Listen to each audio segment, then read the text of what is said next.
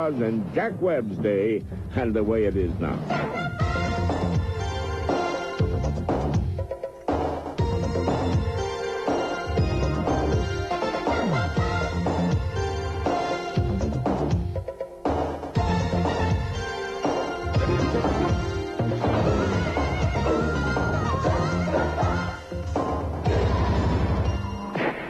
All right. Book him. A lot of suspects cracked and confessed on a police headquarters set like this. A lot of crimes got solved, and husbands were returned to their wives, and dogs to their rightful owners. 902s, 605s, 4012-3.SJ, 5A forms. L1011s, BMW 329s. I could have had a V8. I don't know. I can't get through all this stuff. Let's just take it away, huh? Tom, this is your research. You have to read every one of these pieces of paper. Like I said, a lot of cases got solved on a set like this. And a lot of people stayed awake nights watching it all go down on millions of television sets. They called the show Dragnet. And tonight, we reopen the file. Join Dan and Tom for a look at the old Dragnet. The inside stories, the classic moments, the unmistakable style, the future stars who did their time. And then go behind the scenes of a brand new Dragnet movie. A labor of love by a cast and crew of devoted lifetime Dragnet fans who combined their comedic talents to pick up where Sergeant Joe Friday left off. That's where I come in. I carry a badge.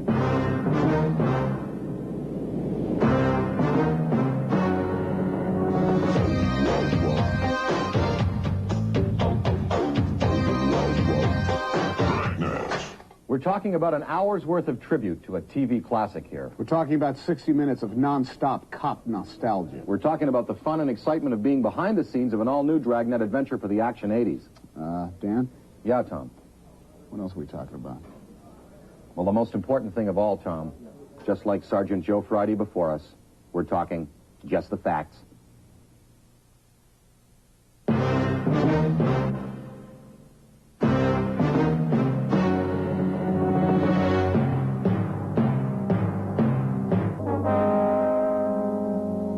It was Monday, May 21st. It was cloudy in Los Angeles. We were working the day watch out of Bunko Fugitive Division. My partner's Frank Smith. The boss is Captain Didion. My name's Friday. While we were having lunch, a button fell off my jacket. I borrowed a needle and thread from one of the girls in the office. Now I had one more thing to do. Sew it on. Dragnet, the best-known TV cop show of all time. How did it happen? Who was responsible? The evidence speaks for itself. Tommy, hit it. This was the city, Los Angeles, California. It was June 1949, and American radio listeners were fed up with overblown but underbelievable crime shows like Gangbusters, Mr. and Mrs. North, and Sam Spade, Private Eye. And then it happened. NBC brings you Dragnet. At 20 minutes to 7, Ben and I had a hamburger and a cup of coffee in the drugstore at East Broadway and 3rd. Dragnet didn't sound like a radio cop opera. It sounded real. No cheap dramatics, just plug ugly everyday police work. With a new style as lean and hungry as the 29-year-old former disc jockey who played Sergeant Joe Friday. His name was Jack Webb. Hey, fella. Come here. The roots of Dragnet went back to 1948 and a mean street little movie called He Walked by Night. I've got to see some identification. How about my Army discharge? I got it right here. Webb was an up-and-coming unknown in the movie, playing the small but important role of a Los Angeles Police Department crime lab technician. Now, if you'll hand me that hammer, Marty. A guy who got a bang out of his job with the LAPD. Yeah. Nitroglycerin. He Walked by Night was filled with the hard truth about police life, and Webb fell in love with it. On his own, he rode patrol with LAPD officers, soaking up stories, learning the ropes. And when a detective friend complained that radio cop shows were too phony, Webb agreed and decided then and there to do a real one of his own. And 12 months later, Dragnet debuted as a lowly summer replacement. 12 months after that, it was the hottest half hour on radio, and Jack Webb the hottest star. Jack Randolph Webb had come a long way from the Depression days. a sickly, fatherless little boy raised on release in L.A. Brains and hard work won him top honors at Belmont High, and though he dabbled in dramatics to overcome shyness, his real dream was to be an artist and work for his idol, Walt Disney. Little did he know that one day he and Uncle Walt would both be hailed as geniuses in a brand new American art form, something called television.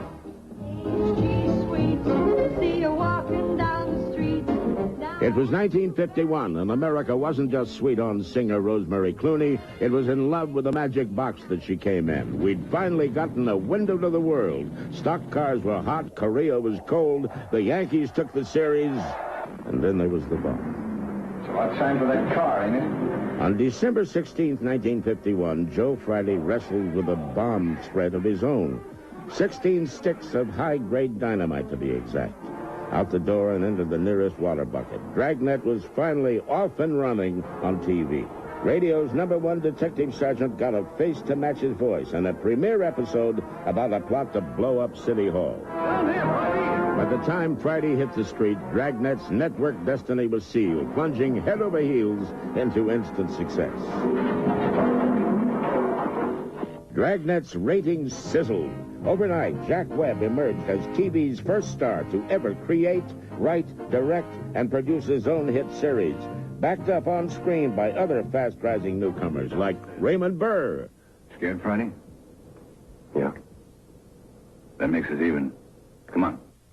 Scared or not, Joe Friday made hard-nosed TV history. On your feet, fella. Get your hands off me! Stand still. You don't hear too good, do you? You start messing around with me and you'll find out what's good. You'll find out real good. I'll give you the same thing I gave to her. That's right, the same thing. All right, mister, who you talking about? Ada Fitzgerald, that's who. Ada Fitzgerald. I'm a pretty rough fella, you know, pretty rough. Is that right? You betcha. You're not dealing with a kid, you know. Well, that makes it even then, doesn't it? What? You're not dealing with a woman. Dragnet played rough for the competition, too, in a fight for first, hammering out more permanent impressions on American pop culture than any show before of since. The badge, the hat, the grim, great documentary style, the endless close-ups of endless faces doing endless lines of ping-pong dialogue, a trivia lover's bonanza of cop talk and camp. Take a look at this. Maybe you've seen the two men described here. What do you think? What was that? I said, what do you think? Have you seen them? I don't know. How do you mean? I'm not sure yet. What? I'm not sure. May have seen one of them. How about the other one? That's what I mean. Yeah. I don't know about the other one. But you do remember seeing one of them. I might have seen both of them. But you're not sure. I don't know. How about a cigarette? Another Dragnet trademark in the early days was a non-stop nicotine fit. And for good reason, too. Back in the golden age of television, they still had advertising for cigarettes. And one of Jack Webb's sponsors for the show was Chesterfield. So if you go back and watch the shows, there are a lot of smoke-filled rooms. And in fact, if you look at all the characters, they're all smoking cigarettes. You know, television is a business, and this is how they earn their money. And Jack Webb was very happy to have his character smoking. How about that cigarette now, huh? Thanks. Smoking was Joe Friday's only vice. Otherwise, he was 6 feet, 165 pounds of straight-shooting, clean-living, incorruptible cop who came down hard on slime, but was kind to his gray-haired mother. Yes, it's true, Sergeant Friday lived at home with Mom. Joseph, that you? Yeah, Ma, it's me. Have you had your dinner? No, I'm not hungry, Ma. Well, you have to eat. I'll fix you something. No, I'm kind of tired, Ma. Off-screen, Webb had deliberately created Joe Friday to be every cop. A man with no past, no private life, no religion, no politics, no wife and kids, just a job. And to look at him, he passed for anything but a police detective. Finally through, huh? Yes, ma'am. I'm sorry if we kept you waiting. They ought to do something about people like you. Ma'am? Standing there with that young girl playing phonograph records, you ought to be ashamed of yourself. Yes, ma'am. I'm going to tell you something. You're old enough to be that girl's father. Yes, ma'am. Now, wait a minute. I'm not through talking to you yet. You look like a fairly intelligent person. Don't you think the police ought to be notified about a thing like this? Yes, ma'am. You're absolutely right. Well, I think so, too, and I'm going to notify them. You just did. Dragnet's success made Webb and Friday household words, linked together everywhere, from the cover of Time to the Jack Benny Show. Webb ran a two-man stakeout on the mass media. You're worth, with your talent, you're worth every cent of the $5,000 that I'm paying you, you know. Well, thank you. You're welcome. Well, as long as you're here, let's not keep the audience waiting. The stage is yours. Spotlight, music, Malin, please.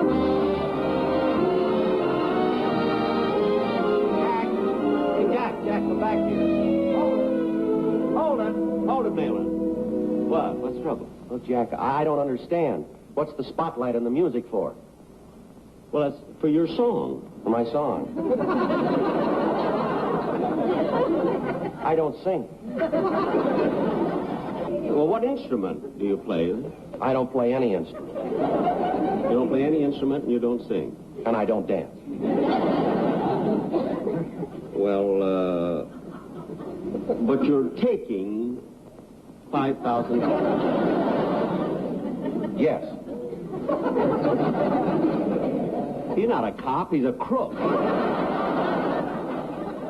In a moment, partners from the past, police secrets revealed, and an old pro, Harry Morgan. The radio days of Dragnet. Sadly, he never shared in the success of the TV version. He died shortly after the first episode aired. It was a personal loss for Jack Webb, who shed tears on Dragnet this one time only. Excuse me, I'm sorry. You were with him a long time. 11 years. The day I came on the job, they assigned me as his partner. It's a tough one. It's hard to believe. In 1952, Sergeant Ed Jacobs signed on for partner duty in the person of Barney Phillips. Next came another radio Dragnet regular, Herb Ellis, as Officer Frank Smith. And then Officer Frank Smith II, Ben Alexander. He partnered the longest with Joe Friday, 6 years, 53 to 59. Alexander was a former silent movie kid star. And one of Webb's best friends, an easygoing, likable man off screen, he added a warm and human touch to the show. That opened the door to balancing off Friday's stick-in-the-mud personality. Well, what are you doing, fella? What's it look like? Well, Joe, don't bite my head off. I'm sewing on a button. Maybe. Won't hold that way. Yeah. All right. Don't take my advice. Most guys don't have to sew their own buttons on. Yeah, I know. If I was married. It's the truth, Joe. In 1959, Webb unexpectedly pulled Dragnet from first-run TV. He itched to do other projects. He landed on a top job at Warner Brothers as head of TV production. And his own company, Mark 7, produced a stable of network hit series. 5 on the air, 1 season alone. Among them, in 67, Dragnet, backed by popular demand, all new in color. With one last partner for Friday to break in, Officer Bill Gannon, a.k.a. Harry Morgan. This is a good report. In fact, it's excellent. I'm sure the captain will think so, too. Just my usual good work, Joe. You bet. And I'm real fortunate to have you working with me. Yeah, I feel the same way. You are fortunate. Jack and I have been friends for probably 15 years anyway. I was one of the very few people in the community who could have gone into that part and enjoyed doing it, because, Jack was a real taskmaster, but he didn't pull very much of that on me. Harry Morgan's best known today from MASH, but his knockout career began way back on Broadway in the 40s in Golden Boy. Some 50 movies and a half a dozen TV series later, he landed big on Dragnet. Hiya, Joe. Hi. Picked us up a Christmas tree. Sure did. Well, we don't have any decorations here, but it sure brightens the place up. I hope it stays quiet. I got more shopping to do after we get off. I finished mine. Where'd you get your girlfriend? Stationery set, some paper, envelopes, leather binding. Joe, you'll never learn. Oh, what's the matter? No woman wants a stationery set. You get her something personal. It's got her initials on it. No. You want something more sentimental, romantic. What'd you get Eileen? Well, it's different in her case. What'd you get your wife? A sewing machine. That's romantic. All the time we were working on Dragnet, we used teleprompters. We read all our stuff. Had to learn maybe a few words for a big master shot to get into it, but then it was boom, boom, close up and teleprompter. Working for Jack Webb meant do it fast and don't spend money. Each show got shot in just 2 days. Jack, first of all, either he wrote the story himself or he rewrote it or he half wrote it so that he knew every word of dialogue in it. He just was so familiar with every aspect of how he wanted to do his show. And, of course, he tended to be all business on the set. Otherwise, we never could have done him in 2 days. He would stand behind the editor with a grease pencil and be tapping him on the head, saying, no, faster, faster, no, cut, closer, closer, get the dialogue closer, closer. Or he'd say, no, dummy, no, dummy. 5:55 p.m., a supplementary broadcast and an all-points bulletin were gotten out immediately on the 2 escaped convicts. Dragnet was the model for all other cop shows to follow. Nitty-gritty authenticity served up each week on a thick slice of life. Webb demanded that every procedure and prop exactly match the real thing, right down to the brand name of police ammunition and the numbers of headquarters telephones. He's doing a close-up shot where he's on the telephone. And he's like this, and the camera's close in on him, and he looks down and he throws the phone down and says, "You've got the wrong extension number." Now, who would know the difference? Mr. Webb would know the difference. Let's check underneath. Dragnet taught us civilians how to spot a stolen car. We learned that if they ran our names through something called R&I, or if they put out an APB on us, we were in big trouble for sure. They could come and get us code 3 for field booking on an ADW, or worse. All right, Taylor, we'll warn you. We found a fingerprint and blood on the light bulb in the bathroom. It's not mine. I didn't do it. And if your prints don't match up, you're ahead of the game. Never before Dragnet was there a series that portrayed the police officer as a professional, as a educated, smart, hard-working, human professional. Never before. All Dragnet cases were true, submitted directly by the actual LAPD officers involved in them. And stories just didn't dwell on hard crime either. There was heartbreak, like the accidental death of a little boy killed while playing with a Christmas rifle. It was my gun. Steven'd still be alive if I didn't go get it. Should have waited on Christmas. It's all my fault. Where have you been all this time? Right here. Steve. What were you doing, son? I was praying. I was praying for God to make you alive again. Dragnet was fiercely outspoken in support of law enforcement and had made Webb a friend of police chiefs everywhere. He personally gave the LAPD Academy hundreds of thousands of dollars to build new facilities and then went out and recruited new cadets to fill them. His police honors numbered in the hundreds. He was the best PR man American law and order ever had. I don't want to call him a do-gooder or a flag waver or lover of mom's apple pie and all that, but he was. He wanted the public to see what was good and what was right about life and what was bad about it and how a law enforcement agency, particularly the LA Police Department, would handle those kinds of things. And he was just as loyal to this department, and don't you dare ever say anything against LA Police Department. He would really rebel about that. You're a cop, a flatfoot, a bull, a dick, John Law. You're the fuzz, the heat. You're poison, you're trouble, you're bad news. They call you everything, but never a policeman. Jack always referred to one portion of the script where he had to,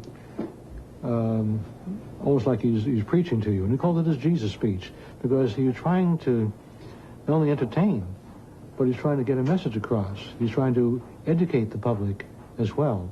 Oh, the pay's adequate. If you count your pennies, you can put your kid through college. But you better plan on seeing Europe on your television set. And paperwork? Oh, you fill out a report when you're right.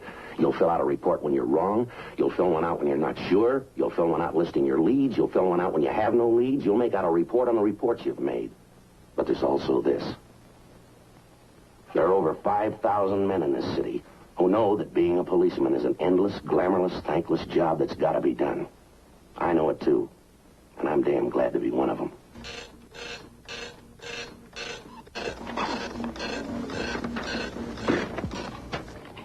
Coming up next, the small screen Dragnet goes big screen. A look at the very first Dragnet feature movie, and then the very latest one, out front and behind the scenes, too. So don't you dare go away. Beautiful. Yeah, good shot. Come on, I'll help you out. Few folks recall that Joe Friday broke into the movies once in a 1954 crimer called What Else?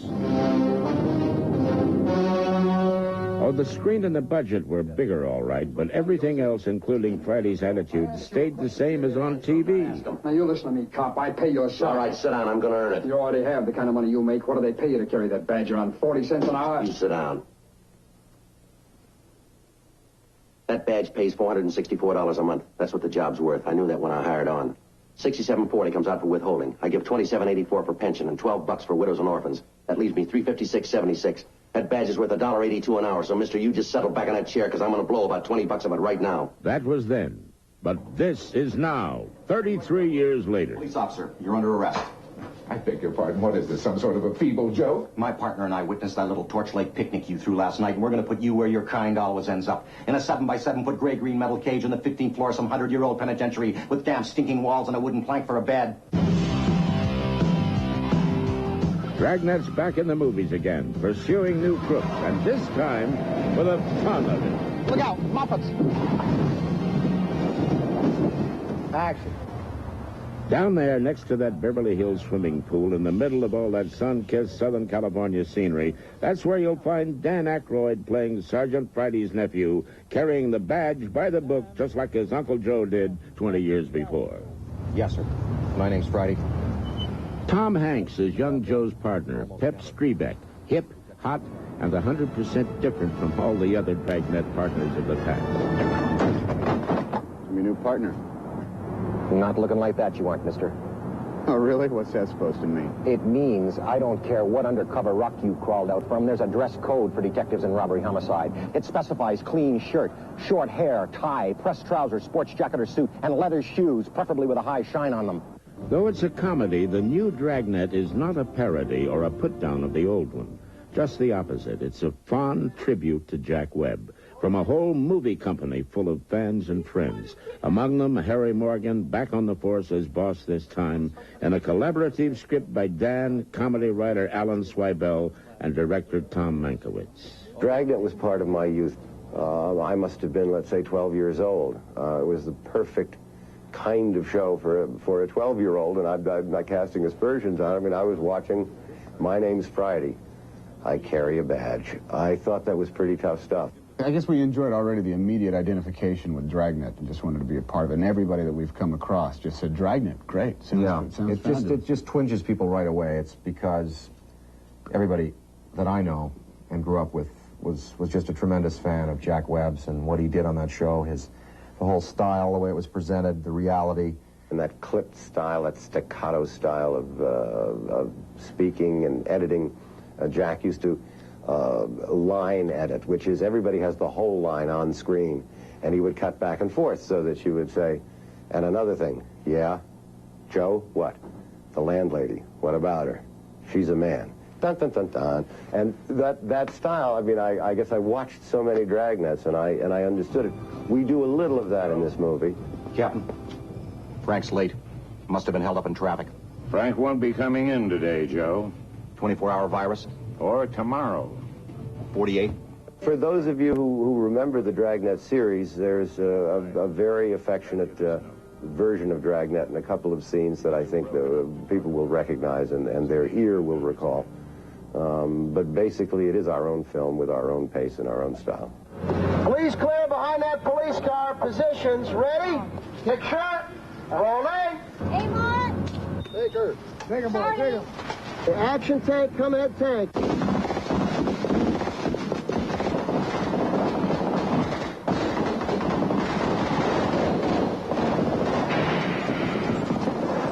The film takes place in 1987. It's not a period piece.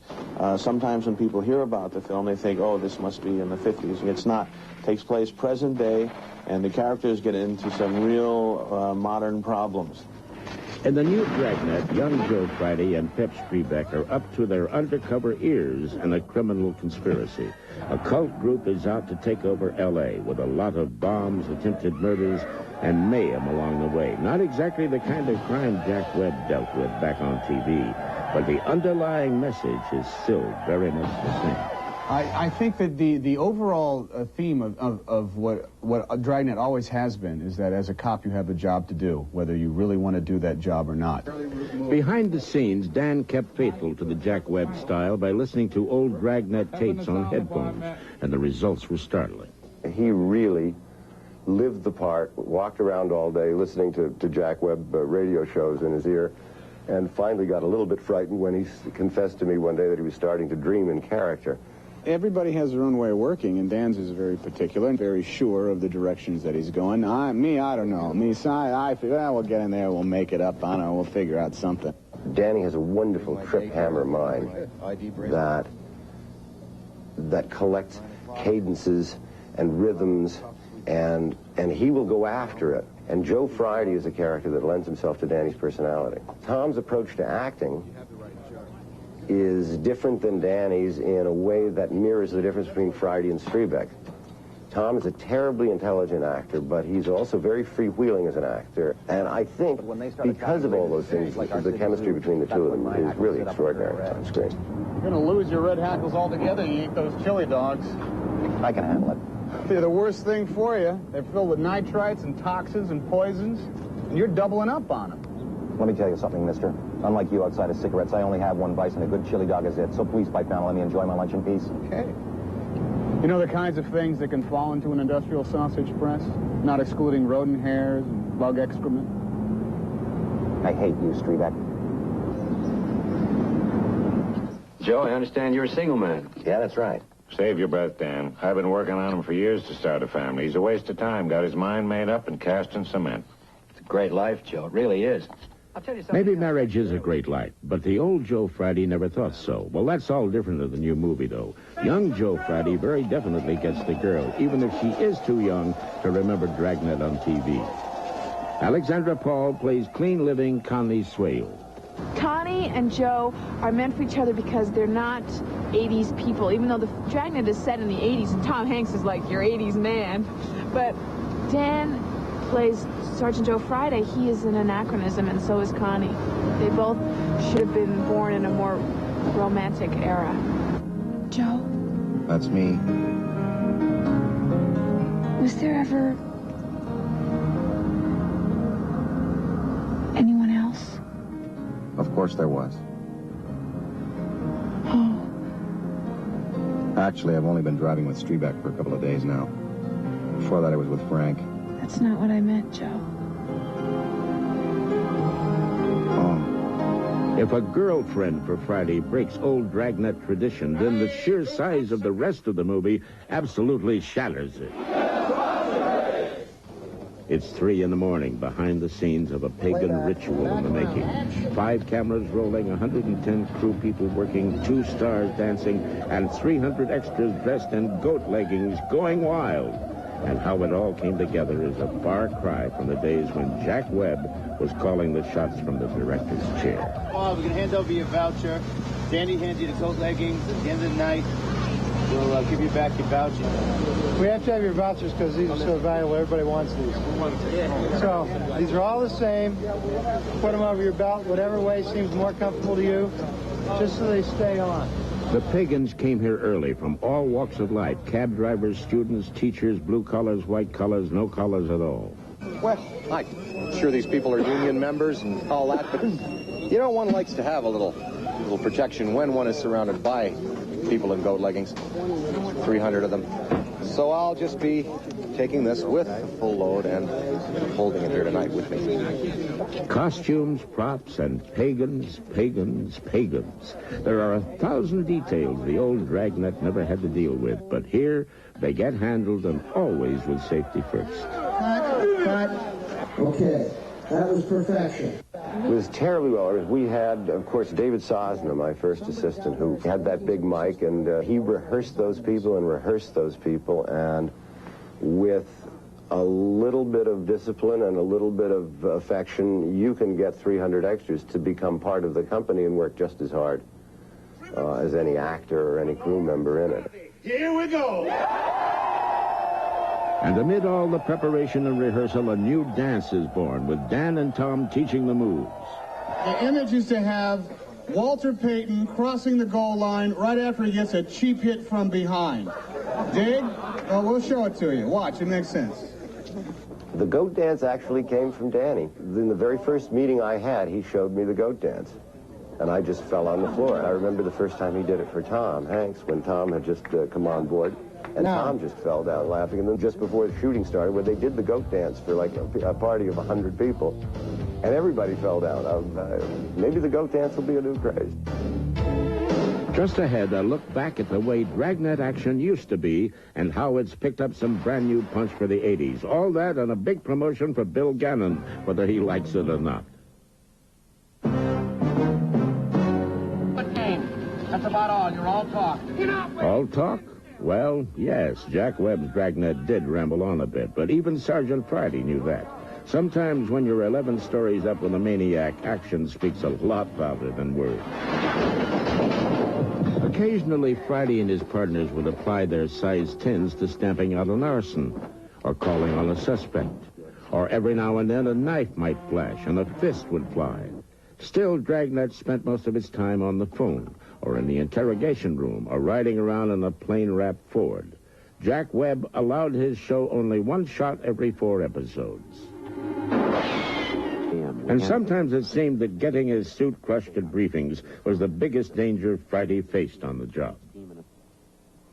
Okay, so maybe the old Dragnet was a little short on car chases, crashes, and gunfights. And maybe it was a little long on dialogue and meaningful issues. But life was quieter and calmer back then. Of course, things are somewhat different nowadays in our version of Dragnet.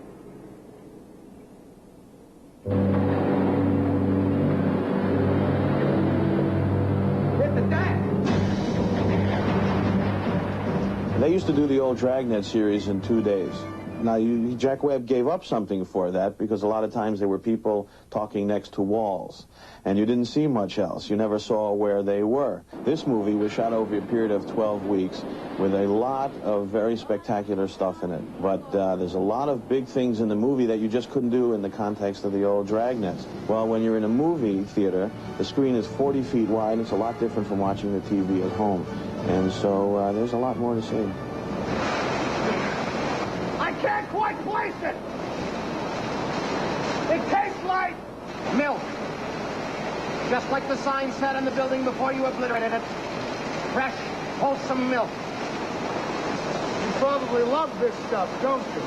Bigger action for Dragnet, bigger pay and prestige for Officer Bill Gannon.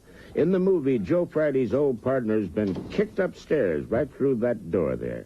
And in 1987, Gannon is a full-blown captain with a full-time headache. No, Joe, you go ahead. No, Sergeant, go ahead. No. It was like, we'll both do it. It was like kind of...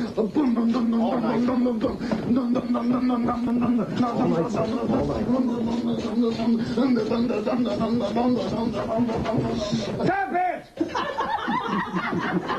Harry Morgan jumped at the chance to put the badge back on for the new Dragnet. It was like old home week for Harry, and Tom Mankiewicz, too, in his debut as a second-generation movie director. He appeared in my father's first film, a picture called Dragnet with Vincent Price and Gene Tierney in the 40s.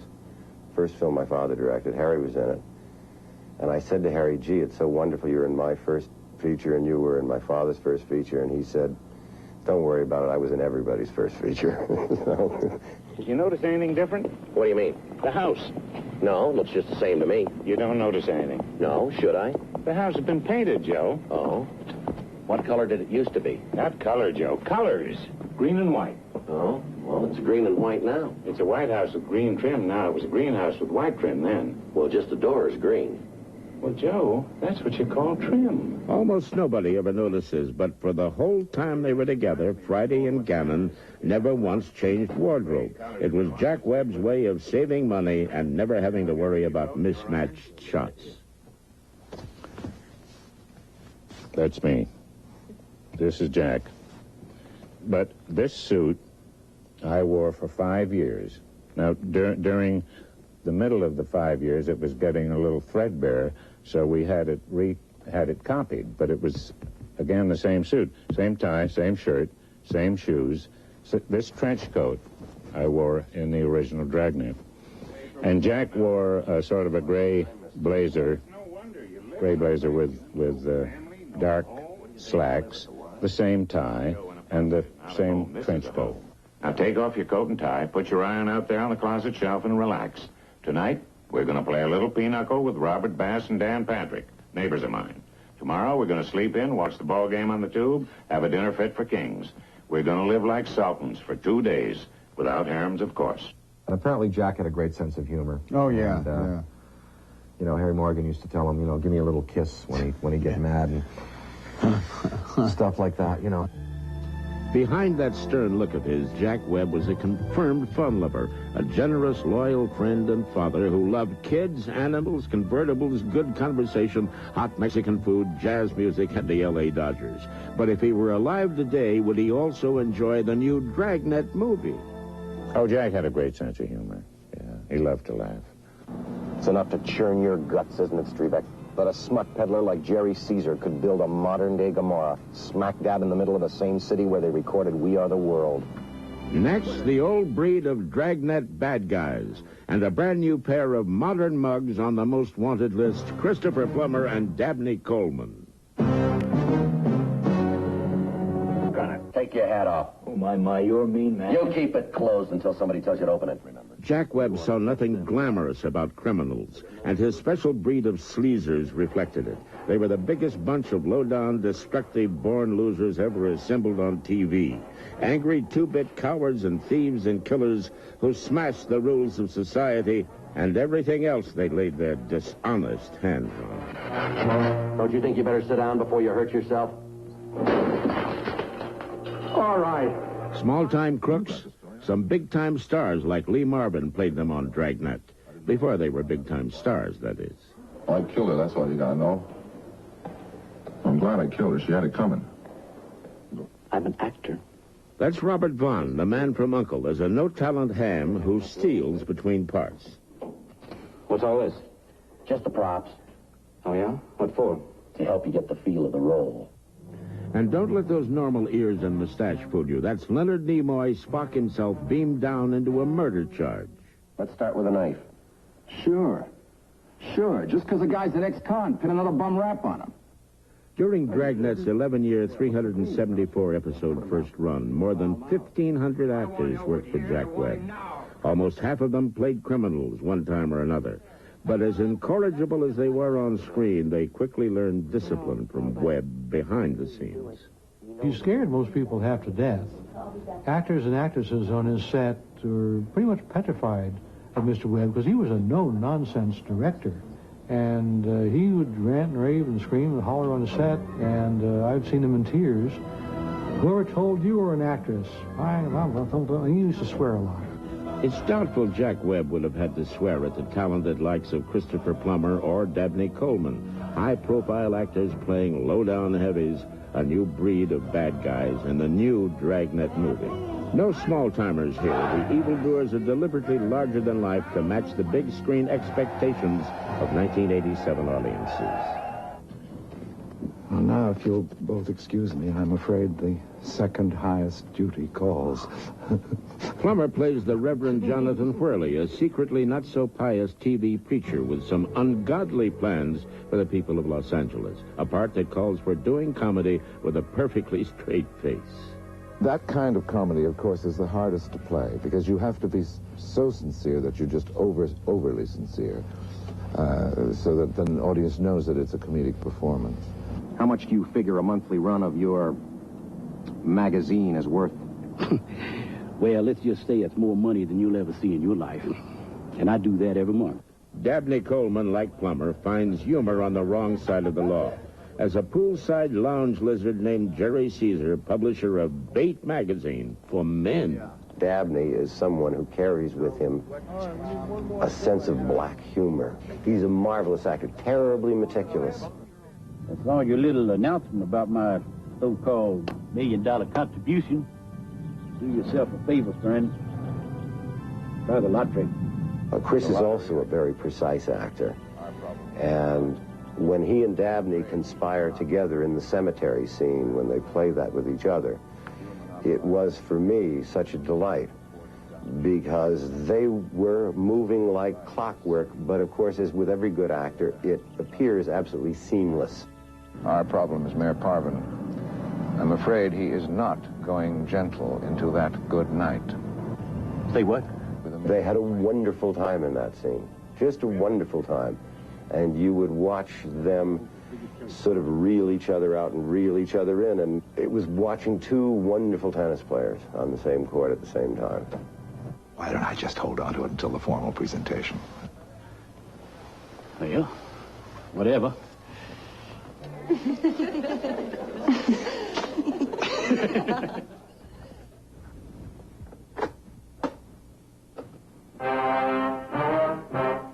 Recognize that tune? Oh, sure. It's the old Dragnet thing. They used to call it the most familiar four notes in the face of the earth, maybe even the whole solar system. It probably still is, and it hasn't changed a bit over all these years. Although in today's Dragnet, I have to admit, there is some new music, too. Oh, yeah. Something to make routine police work move along at a little more contemporary beat.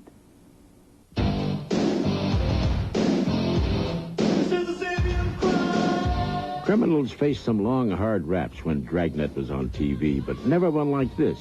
What you have here is Law and Order set to the pulse rate of the 80s. Aykroyd and Hanks in an L.A. recording studio recording soundtrack for a new generation of Dragnet movie music. You're a dangerous mob, and it is our job to bust you all for being violent. Hard to believe it all began 40 years ago inside the head of the late Walter Schumann, a West Coast composer who figured 4 short notes were more than enough to get people's attention. He didn't know how right he was. Band leader Ray Anthony made the original Dragnet theme into a million-plus hit on the charts in 1953. The best-selling, most identifiable music signature of any show ever. So big, even Jack Webb's doorbell played it. But a Dragnet rap? Well, who knows? That might have rung Webb's chimes as well if there'd been such a thing as rapping back in 51. Now, that's so funny that it costs big money if you ever have to hire a lawyer.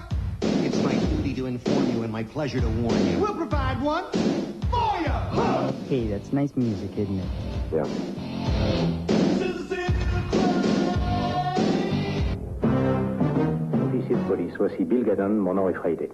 Joe Friday speaking French? Or how about Spanish? Not so surprising when you realize that the old Dragnet still plays on TV around the world. And here at home, too. The show reruns in literally every American market, big and small. Joe Friday just goes on and on and on, even though he qualified for retirement a long time ago. Like the sergeant always said, there are over 5,000 men in this city who know that being a policeman is an endless, glamourless, thankless job that's got to be done. I know it, too. And I'm damn glad to be one of them. In 1982, Jack Webb died of a sudden heart attack. And when he did, the Los Angeles Police Department held a special memorial for him, the first such honor ever given to a civilian. And now, 5 years later, Hollywood movie makers are honoring Webb in their way, too. Dragnet lives on with a good-natured wink, just to let old Jack know that everybody's still thinking about him and the show he created.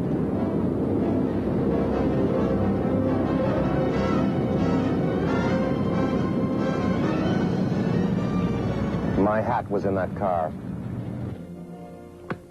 Well, that's it. All the evidence is in. Dragnet then, and Dragnet now. Something good to look back on, something great to look forward to. If he does say so himself. Well, no, come on. I'm not bragging about our own movie. It's not that at all, no. Well, then what is it then? What is it? Well, it's simple, Dan. Just the facts.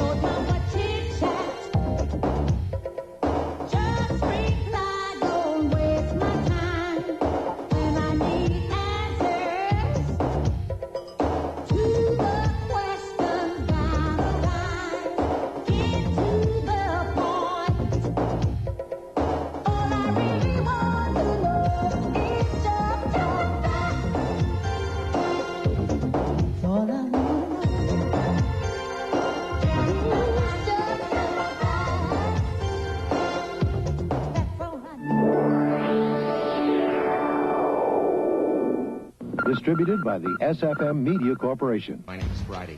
I carry a badge. 3:15 a.m., Thursday, January 15th. It was chilly that morning in the City of Angels. On this particular occasion, we happened to witness a pagan ritual in progress. See that, Streamek? We're just in time. We have stumbled into a major crime. They got the girl all frightened. Now that's not nice. I think she is the subject of a sacrifice. Buddy, we're putting this party on ice.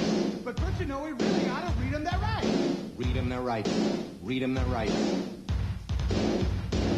Well, I'm here tonight to rap about your rights. Because right now you're in trouble. Don't have to say nothing at all. Y'all got two calls and you better make them all in a double.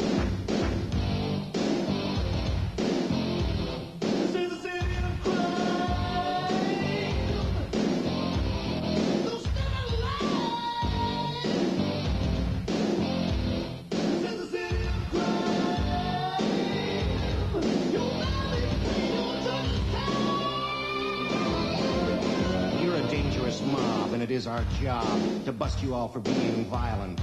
While we are here, let's state it clear. You have the right to remain silent. Well, excuse me, comma, Mr. Crime Solver, what is wrong with what we're doing? We just like to dance in our goatskin pants around this ancient ruin. Now, not so funny that it costs big money if you ever have to hire a lawyer. It's my duty to inform you and my pleasure to warn you. We'll provide one for you.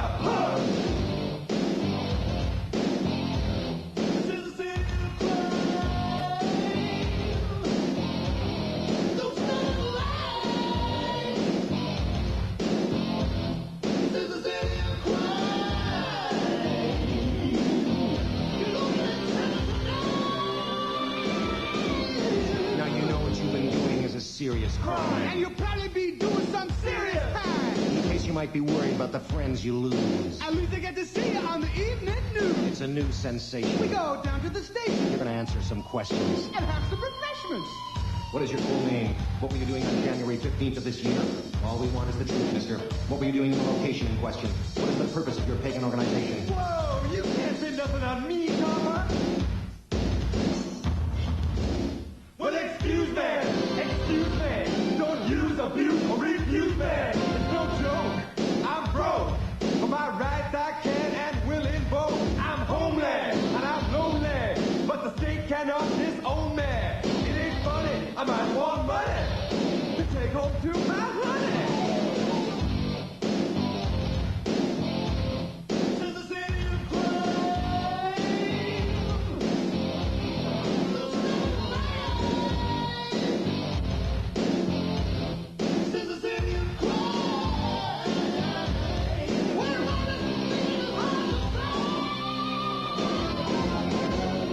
You don't agree with my methodology. I like to do things my way. Don't get memory lost about who's the boss. Don't forget, my name is Friday. I'm the man of the hour. The power of power. I'm the arm of the law. The very last straw. I'm on the side of the right. I'm doing it right now. If you get me uptight, I am a... Right beside.